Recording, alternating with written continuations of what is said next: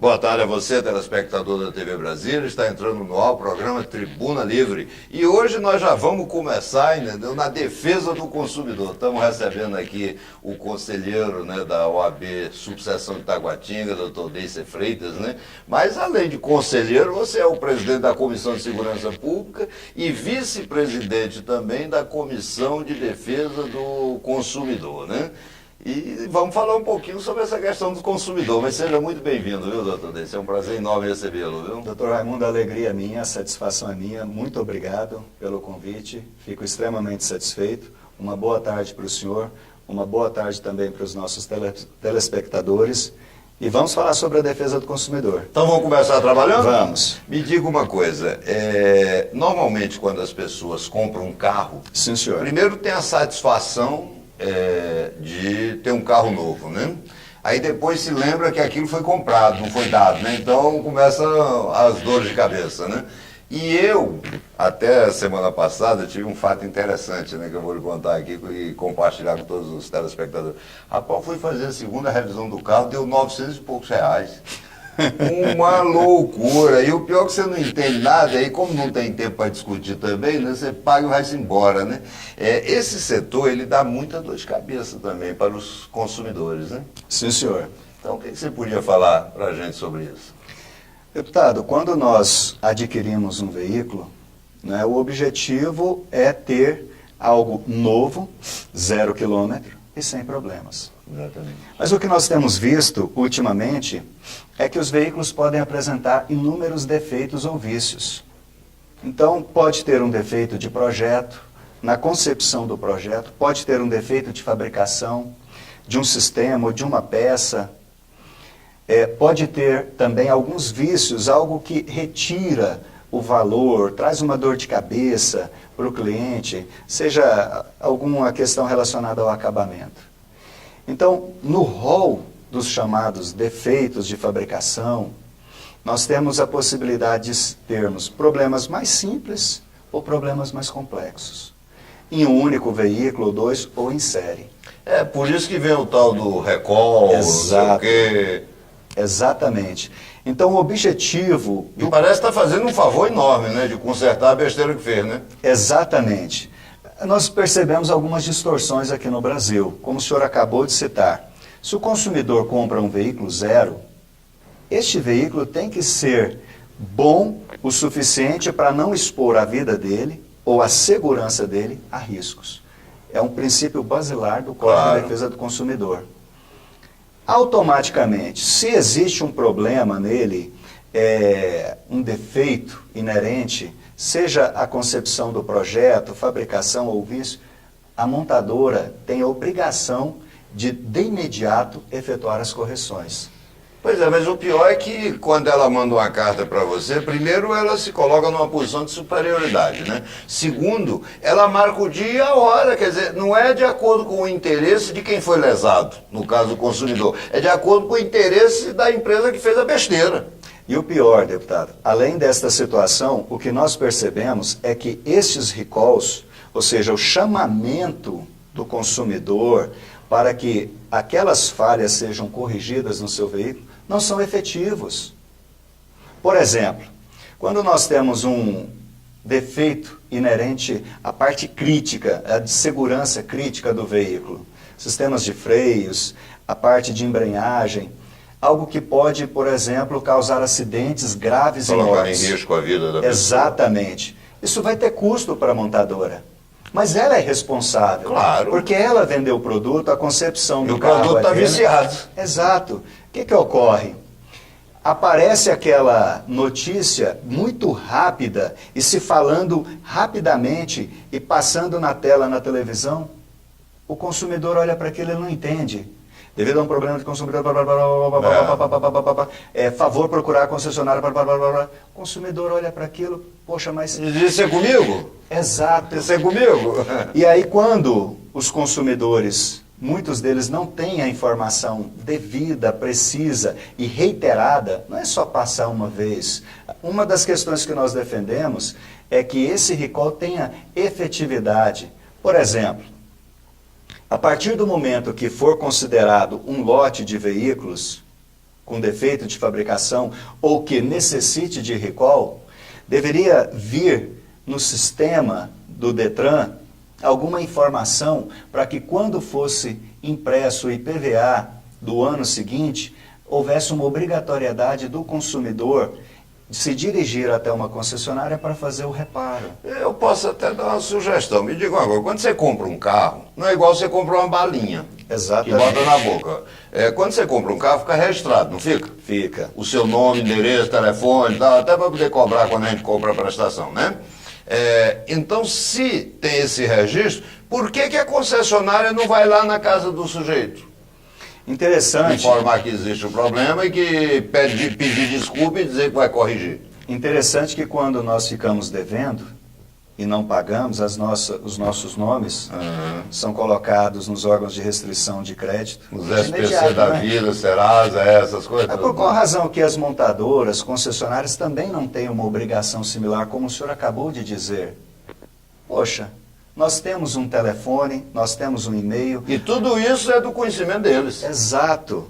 A questão é que, no Brasil, o que se percebe, doutor Raimundo, é uma tolerância excessiva, uma benesse excessiva dos órgãos de proteção e defesa do consumidor. Que deveriam ser órgãos de proteção Exato. e defesa do consumidor, né? Para com as montadoras e concessionárias nesse tocante. Aliás, vamos falar então um pouquinho também, eu acho que ainda tem um minuto para a gente falar sobre isso.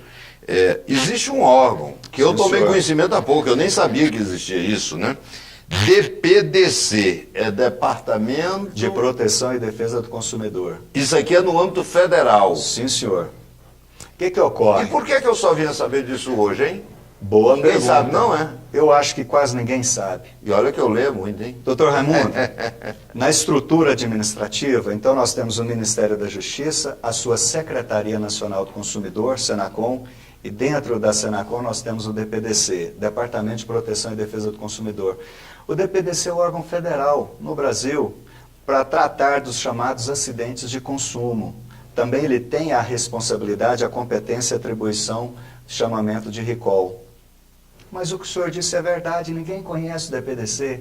E o DPDC se nós formos trabalhar, fazer um paralelo entre a esfera judicial e a esfera administrativa, e nós temos o Supremo como guardião da nossa Constituição. Na esfera judicial. Na esfera judicial.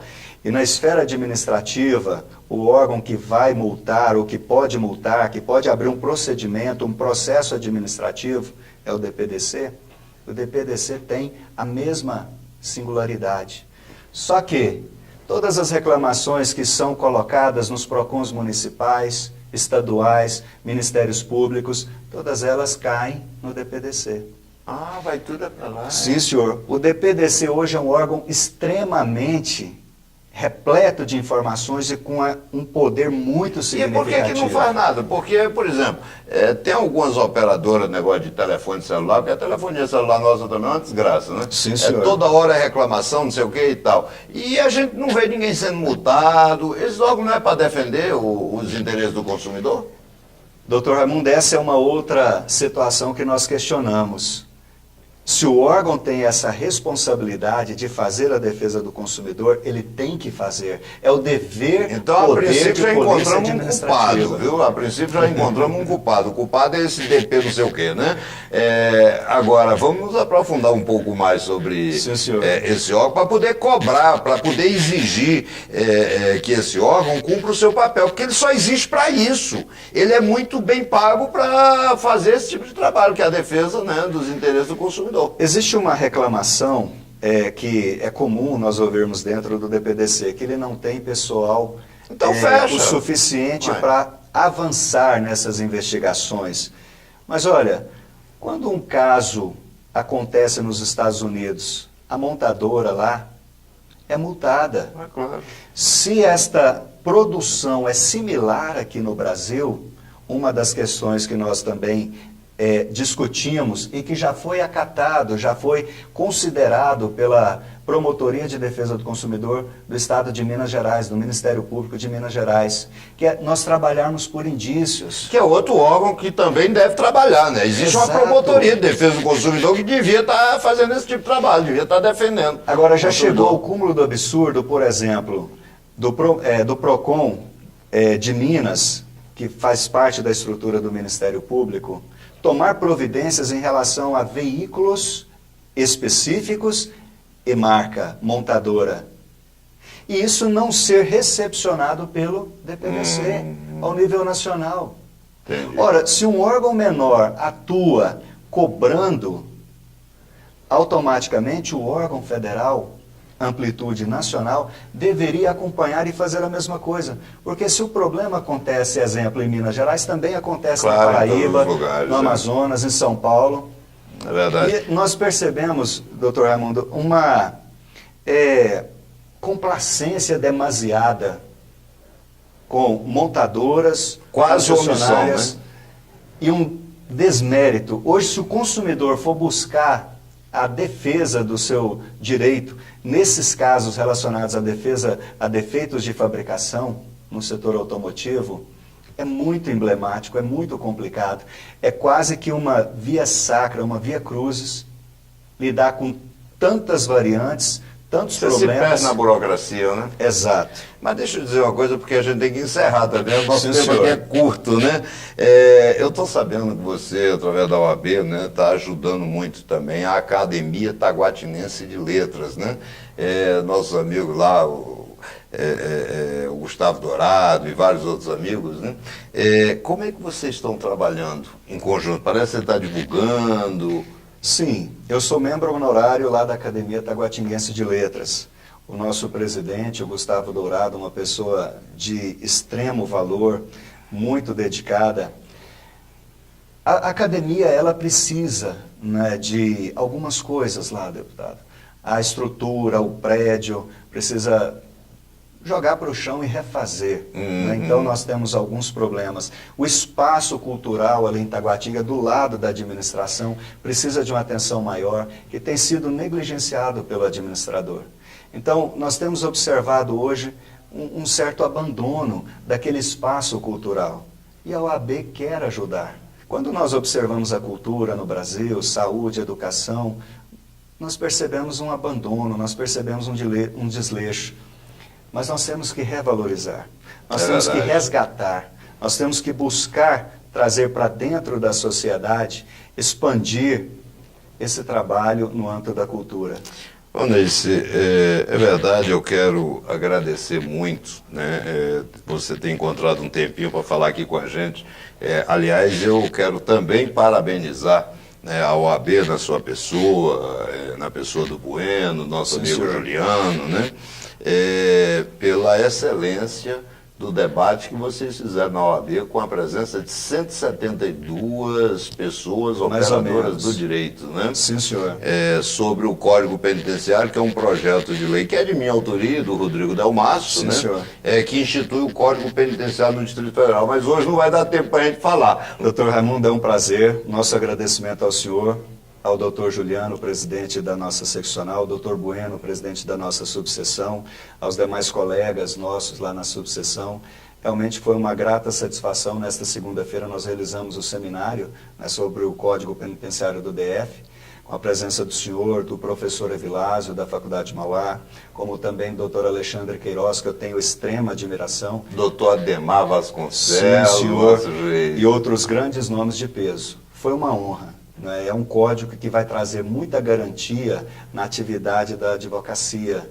O advogado ele vai usar muito das prerrogativas e garantias presentes ali no código. É verdade, Muito eu que obrigado. quero agradecer a sua presença e dizer o seguinte, para você, telespectador do Tribuna Livre, parabéns para a Ordem dos Advogados. Essa sim é uma instituição que defende os interesses da sociedade e o Estado Democrático de Direito. Tribuna Livre volta já já.